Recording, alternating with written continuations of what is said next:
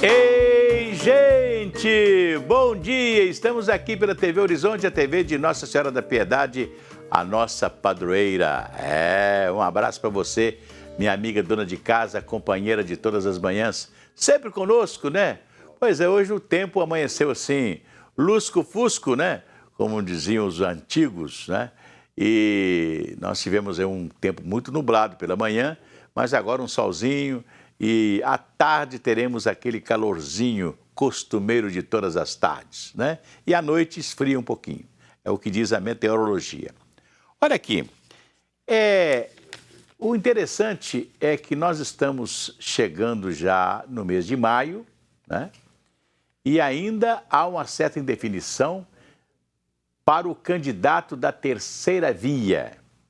E alguns partidos que resolveram se unir para discutir uma terceira via e tirar um candidato, está difícil de tirar esse candidato, porque todo mundo quer ser o candidato da terceira via.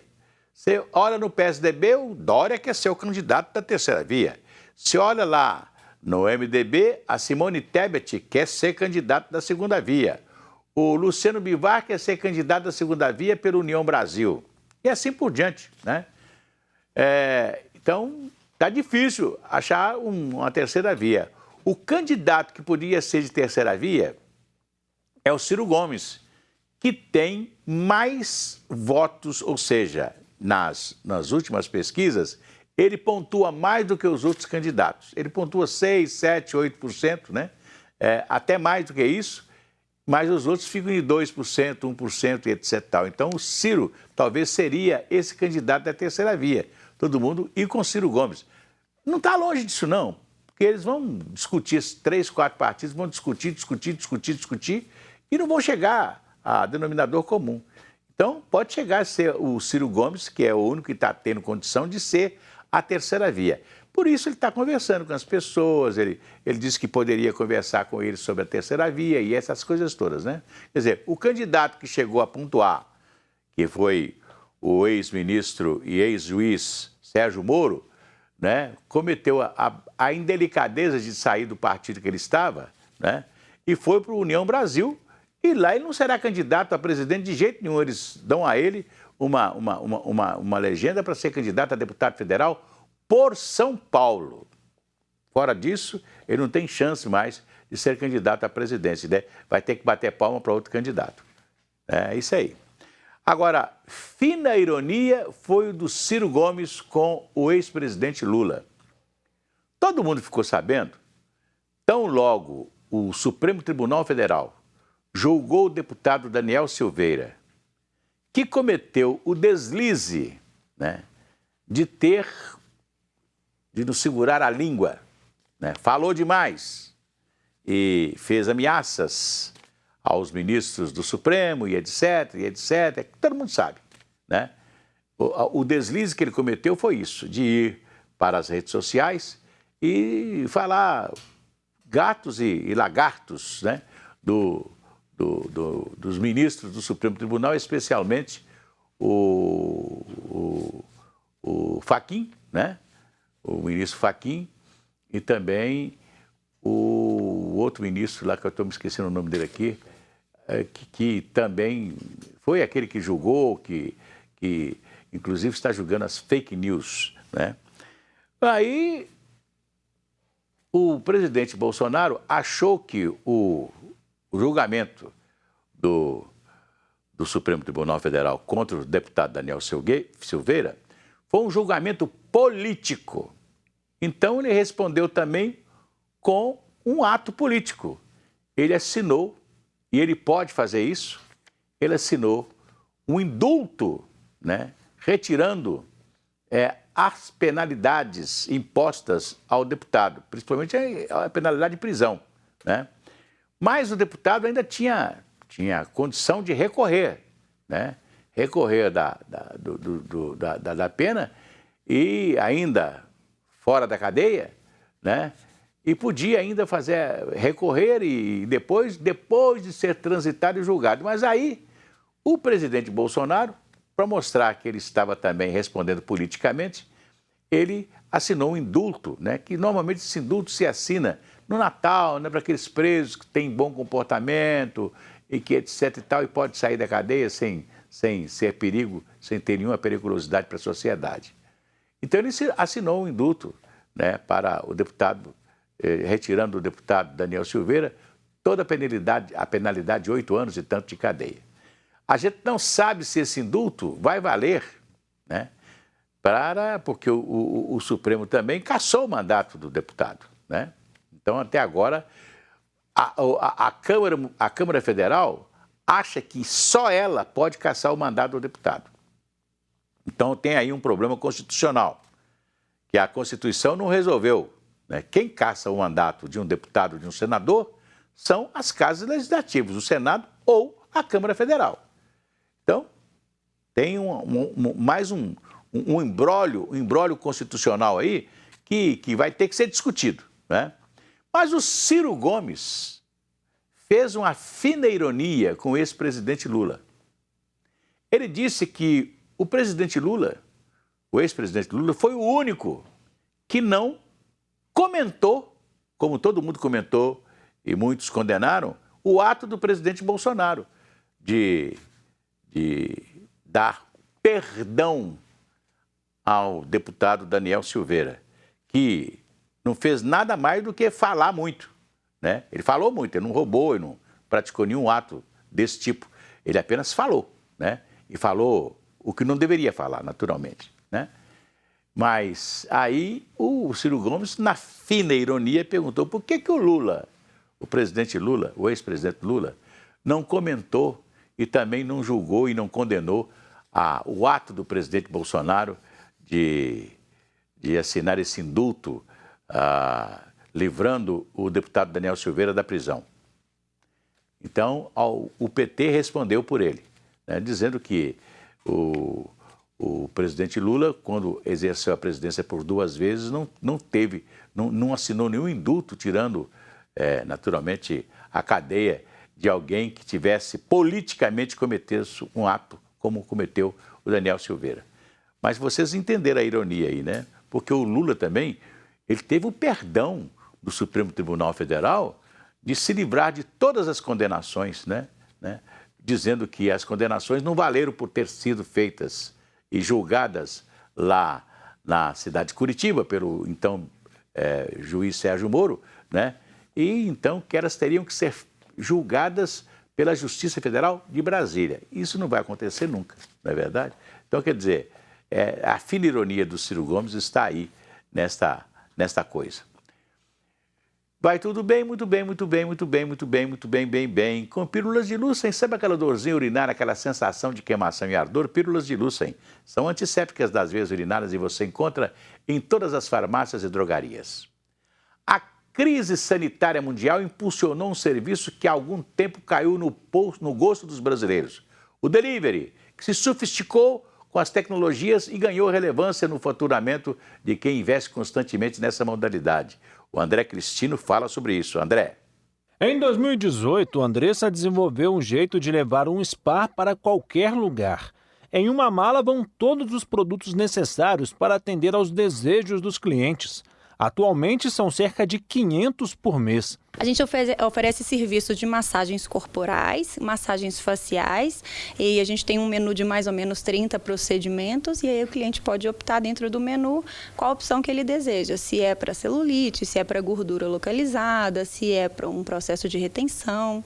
A pandemia fez com que os empresários tivessem que se adaptar ao serviço de delivery. E segundo a Statista, a empresa responsável por dados de mercado e de consumidores, o Brasil se destacou nesse segmento. Em 2020, ele foi responsável por mais de 48% das vendas de deliveries na América Latina. Ficou à frente do México, com 27%, e da Argentina, com 11%. Esta loja de materiais elétricos registrou aumento no serviço de televendas com a pandemia. Mesmo com a flexibilização do comércio e o movimento de pessoas na loja, as compras por telefone representam cerca de 30% do faturamento. Nós enviamos fotos para os clientes para certificar realmente quais produtos ele precisa. E contamos também com uma grande frota de motos e caminhões para poder realizar o serviço de entregas. Os vendedores mais experientes e que se destacam na loja são encaminhados para o setor de televendas. Afinal, atender aos clientes sem que eles saiam de casa é uma nova tendência em todos os segmentos. Nós conseguimos dar toda uma estrutura para o cliente no conforto do seu lar. Exatamente pelas pessoas poderem ficar em casa e contar com a confiabilidade de empresas, de profissionais que podem até ir à casa do cliente levando um serviço de qualidade. Pois é, dizem que há males que vêm para bem, né? Na pandemia, os restaurantes principalmente, né? E outros tipos de comércio da cidade, como esse aí de eletrônico, de eletro, né? E etc., eles tiveram que usar o delivery. Eu tenho um amigo, né, lá no restaurante do Porto, né, que eu sempre frequento. É muito comum você estar lá e tá saindo marmitex e tal. Aí eu falei assim, puxa vida, mas tá saindo muito marmitex. Aí ele falou comigo, você, pois é, irmão, há males que vêm para bem. A gente ficou sem ter o freguês aqui no restaurante durante algum tempo, por causa da pandemia, e desenvolvemos então o delivery. Só que voltou, o freguês voltou novamente para o restaurante, mas o delivery continuou. Então hoje a gente fatura dos dois lados, fatura com o cliente aqui e fatura com o cliente que está em casa. Então muita gente, né, com esse finalzinho da pandemia, continua, né, foi mais uma forma de faturar, né, que estiveram, quer dizer, é aquilo que a gente falou, né, às vezes o mal, né, se transforma num bem, né? Quem viveu na pandemia e pediu a Deus ajuda, né, Deus ajudou, te deu saúde, te deu criatividade para fazer o melhor. Pois é, hoje eu peguei o jornal Estado de Minas e a manchete principal do Estado de Minas era a seguinte: quase 500 mil pedem demissão por mês no país. Puxa vida, nós que estamos aí com 12 milhões de pessoas desempregadas, né? Como é que fica? Você sabendo que tem 500 mil que pedem demissão por mês no país inteiro, né? Quando a gente está aí brigando pelo emprego. Hoje mesmo, o CNI, a Confederação Nacional da Indústria, anunciou que a indústria cresceu um pouquinho nesse mês passado, né? E que está em ritmo de crescimento, que nós estamos vivendo ainda com uma grande dificuldade para entregar os insumos, né? Você vê uma fábrica de automóveis, como nós temos aqui, a montadora igual a Fiat, aqui em Betim, ela depende daquele abridor de porta, de janela, e uma série de componentes, né, que eles deixaram de fabricar quando nós tivemos na pandemia. As fábricas fecharam, né, despediram funcionários e etc e tal, e agora o pessoal está tentando retomar. Eu, né, sempre visito os clientes, né, porque eu trabalho com publicidade também, e visitei um cliente de agência de automóveis. Ele falou assim: ô irmão, eu não vou anunciar, sabe por quê? Porque eu estou vendendo o que eu não tenho. Estou vendendo muitos carros, porque não tem carro novo, o pessoal não encontra carro novo e vê no carro usado, no carro seminovo, né? Eu tenho aqui muitos e tal, e estou vendendo o que eu quero vender, né? Então é bobagem até fazer anúncio agora, não sei o quê, porque ele está vendendo bem, né? Então, eu estou dizendo isso porque é esquisito você saber que num país que está faltando emprego, né, e que você tem 500 mil demissões por mês em todo o país. Hoje, por exemplo, eu anunciei que alguns supermercados aqui, o EPA e o Mineirão, né, Atacarejo, estão precisando de empregados, né? Então, e eles estão aí há muito tempo pedindo empregado, fazendo, será que não acha? Né? Nós estamos vivendo um país de desempregos, né?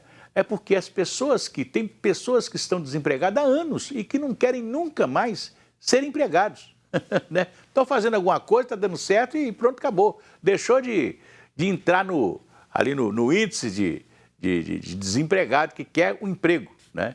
E muita gente está deixando o emprego, às vezes, para tocar um ramo de negócio, né? Eu sei que é difícil, porque um ramo de negócio só vai dar certo depois de 2 anos, 3 anos, você sabia? Só depois de 3, 4, 5, 6, 7 anos é que o negócio começa a dar certo, porque você faz história com a sua firma. Se você monta, por exemplo, uma mercenaria, uma marcenaria, e vai fabricar armários. Você fabrica um armário para o primeiro cliente, depois vem o segundo cliente, aquele armário que você fez para o primeiro cliente, lá na frente alguém vai chegar na casa dele e falar assim, que armário bonito, quem fez para você? Foi fulano. Você tem o telefone? Tem. Aí é assim que o sujeito vai. Então, só depois de muito tempo que o sujeito está no mercado, que ele fez história, fazendo um bom trabalho, é que ele vai começar a ganhar dinheiro, né? É que vai ter mais freguesas, mais gente querendo o seu trabalho, né? Por isso que aquelas pessoas que estão há mais tempo no mercado, né, são as pessoas que têm muito sucesso, né, nos seus empreendimentos. Mesmo com as crises, as pessoas continuam trabalhando, as oficinas e etc. Então, é muito interessante você ter paciência na hora de tocar um ramo de negócio. Porque tudo não é assim como hoje, como você chega assim e fala, vou começar aqui, agora eu vejo lá no Mercado Central, né? O cara aluga uma loja no Mercado Central, põe lá o empregado e acha que vai ficar rico, vai ficar milionário. Não vai, não. Ali as pessoas ficaram ricas, ficaram bem de vida, porque eles ficaram à frente do seu negócio durante muito tempo. E aqueles que lá estão ainda, estão à frente do seu negócio. Tem empregado, tem tudo, mas estão ali, vigilante, 24 horas do dia, né? Então, se você vai tocar um ramo de negócio, né, tenha essa paciência de ficar junto, né? O cara monta um restaurante, né?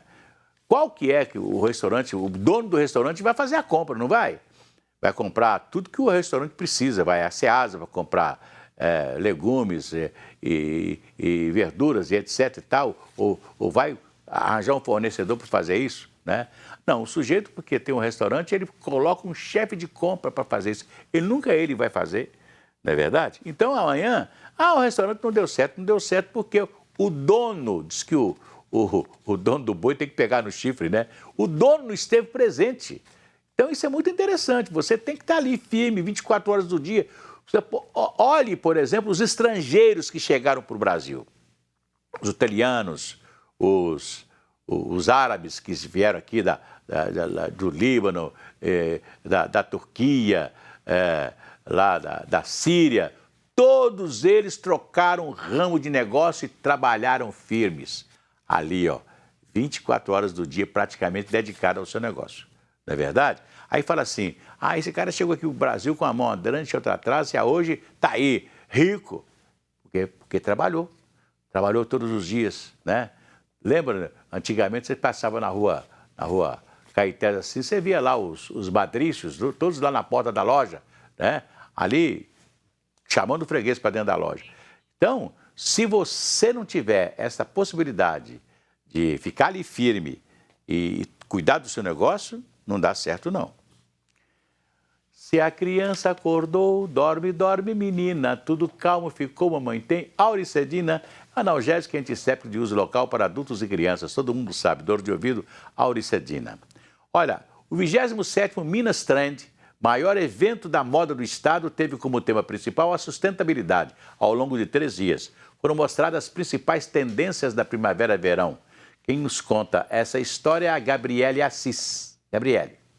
Expositores e compradores estiveram presentes no Expo Minas para mais uma edição do Minas Trend. Já o público em geral pôde acompanhar as palestras e lives em formato online, sem sair de casa. Um dos bate-papos dessa edição abordou as formas de sustentabilidade na moda hoje em dia. É um desafio diário, né? É muito difícil hoje a gente ser 100% sustentável, não tem como, mas é importante as marcas pensarem, trabalharem em como ter um menor impacto, né? Seja na produção, seja numa embalagem, seja descartando seu produto. A sustentabilidade, inclusive, foi o tema principal do evento. É um discurso que nem sempre é a prática, mas é um primeiro momento de sensibilização das empresas. Elas precisam entender que é necessário discutir o respeito ao social e ao meio ambiente como formas de crescer saudavelmente. e é por isso que o salão, sempre tendo essa pegada de vislumbrar a percepção do comportamento do consumidor, que está importando, está validando as empresas que têm investimento nessa área. Por isso, o tema central desse evento. O maior evento de moda de Minas Gerais tem como principal objetivo ampliar as possibilidades de negócios e mercados. Esse evento ele nos abre grandes portas e a visibilidade que a gente tem e até o próprio cliente ele consegue ver o que está sendo lançado, né, de moda. Eu acho que é um evento que lança moda. Minas é uma das feiras principais para a gente faz ela 2 vezes por ano, onde a gente lança a nossa coleção de inverno e de verão, e a gente abre muitos clientes novos, várias regiões, ele traz muita gente do Brasil inteiro, e isso é muito importante para a gente. Pois é, em Minas Gerais, eu fico me lembrando aqui de um cidadão chamado Nilson Farias, que fez o Minas Mostra Mulher. E ele, coitado, não deu mais certo de fazer o Minas Mostra Mulher, que nós não tínhamos um local de feira como temos hoje, o Expo Minas, né? Minas Centro e etc. Então ele fazia isso no Parque de Exposição da Gameleira, com montagem de estandes, essas coisas todas, que era muito trabalhoso, né? E ele fazia isso, naquela época, Minas Mostra Mulher, mostrando a moda mineira. E aí eu fico vendo uma cidade como Belo Horizonte, que não tem indústria, né, que podia se dedicar, nós temos o Barro Preto, temos o Prado hoje, nós podíamos nos dedicar a ser a capital da moda no país. Mas cadê a Secretaria Municipal de Desenvolvimento? Nós temos aqui um local para mostrar a moda de Minas todos os dias? Não temos. Um local para que tivesse uma passarela com as empresas, né, lançando moda todos os dias. A cidade de Belo Horizonte, que não tem mais indústria, não tem nada, né? Nós podíamos trazer para cá, vamos dizer assim, o turismo de negócios para comprar moda. Aí você tem restaurante, melhora o restaurante, melhora a noite da cidade, com espetáculos teatrais, com música, com teatro, com tudo, né? Porque você vai trazer muitos visitantes, o turismo da moda, o turismo de compra chegando a Belo Horizonte, a gente vai para outras cidades, por exemplo, você vai aqui para Divinópolis fazendo turismo de compra, porque lá em Divinópolis tem muitas fábricas de tecido, fábrica de roupa. Assim você vai para outras cidades também. Passos, lá tem a Avenida da Moda, né? Tem uma moda também muito ativa lá, uma indústria da moda muito ativa. Então, quer dizer, é isso que nós temos que procurar, né? A moda é uma indústria sem poluição, né? E que dá muito emprego. As costureiras, os costureiros, etc, né? Eu tenho saudade muito daquele alfaiate que fazia um belo paletó para a gente. Praticamente ele está deixando de existir, né? E quando tem um garoto querendo aprender a profissão, como era antigamente, aí não pode porque vem o Ministério do Trabalho, vem um monte de coisa, a pessoa desiste de ter ensinar a profissão para uma pessoa mais jovem. É a vida de hoje, né? Felizmente, né? Nós não temos o curso técnico que podia estar ajudando a muita gente. Amanhã a gente volta. Até amanhã.